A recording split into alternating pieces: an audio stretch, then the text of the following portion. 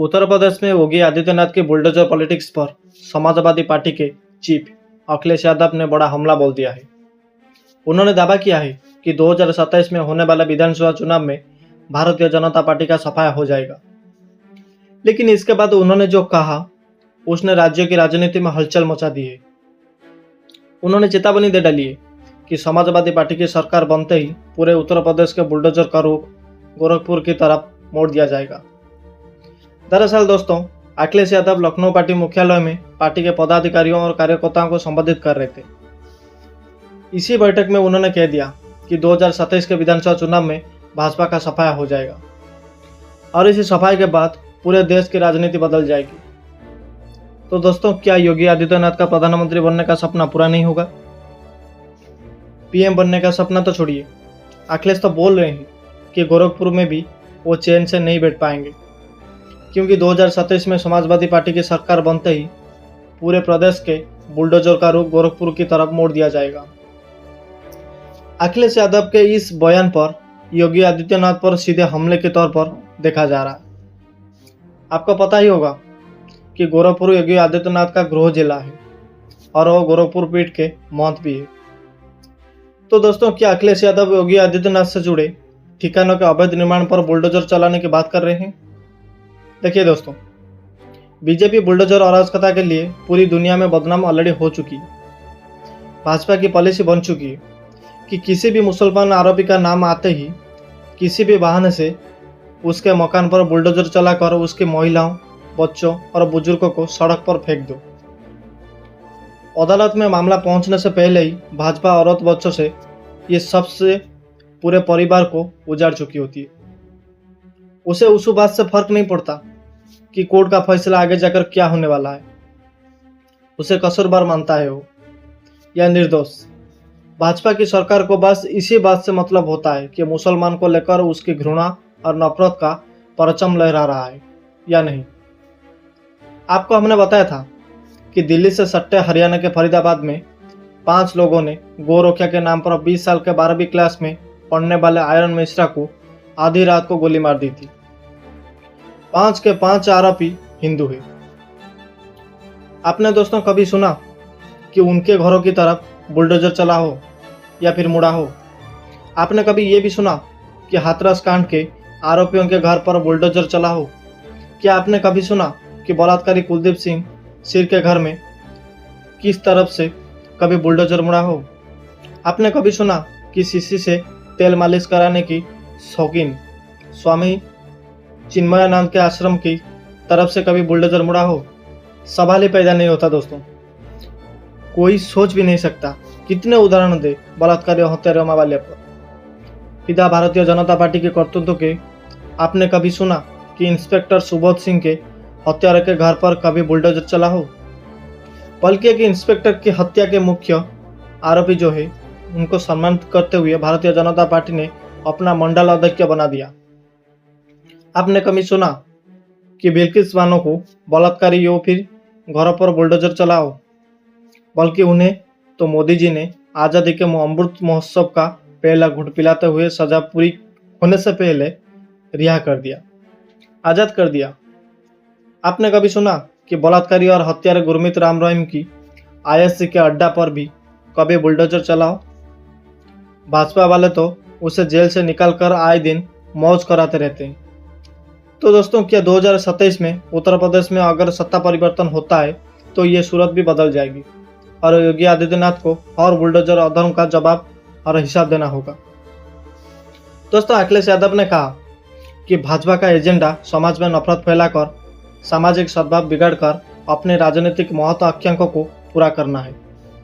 Samajwadi party Bhajpa के इन मंसूब को कभी भी पूरा नहीं होने देंगी।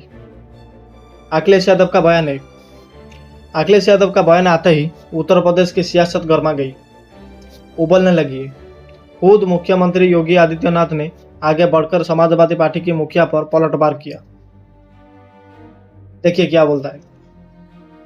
बुलडोजर पर हर एक व्यक्ति के हाथ नहीं फिट हो सकती, इसके लिए दिल और दिमाग दोनों चाहिए। देखिए दोस्तों, कौन बात करता है? जिसके पास दिमाग ही नहीं है वो दिमाग की बात करता है। और देखो आगे भी कहा है, दिल और दिमाग दोनों चाहिए। बुलडोजर जैसे क्षमता और ढूंढ प्रतिज्ञा जिसमें हो वही बुलडोजर चला सकता है। दोगाया के सामने तक नाक रखने वाले लोग बुलडोजर के सामने वैसे पस्त हो जाएंगे। बीजेपी प्रवक्ता राकेश त्रिपाठी ने कहा कि अखिलेश यादव का बुलडोजर चलाने का सपना मुंगेरी लाल और शेख चिल्ली जैसा सपने जैसा है। अखिलेश यादव सपने में भी दुर्भाग्यपूर्ण बदले की राजनीति की बात सोचते हैं। असल में दोस्तों 2027 में जनता अखिलेश यादव के सपने पर बुलडोजर चलाएगी। भाजपा ने यह भी कहा कि आपको पता ही है कि सुप्रीम कोर्ट ने बुलडोजर से घरों को गिराए जाने पर कड़ी टिप्पणी की है। कोर्ट ने बुलडोजर की कार्रवाई पर कड़ी असहमति जताते हुए सिर्फ आरोपों के आधार पर किसी के घर को गिराने की वैधता पर सवाल खड़े किए थे।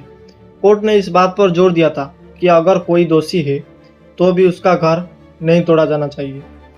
आपको बता दें कि आपको याद होगा कि 26 अगस्त को मध्य प्रदेश के छतरपुर में पुलिस पर पथराव के मामले में आरोपी हाजी शाहजाद अली के बंगले को बुलडोजर से तोड़ दिया गया था।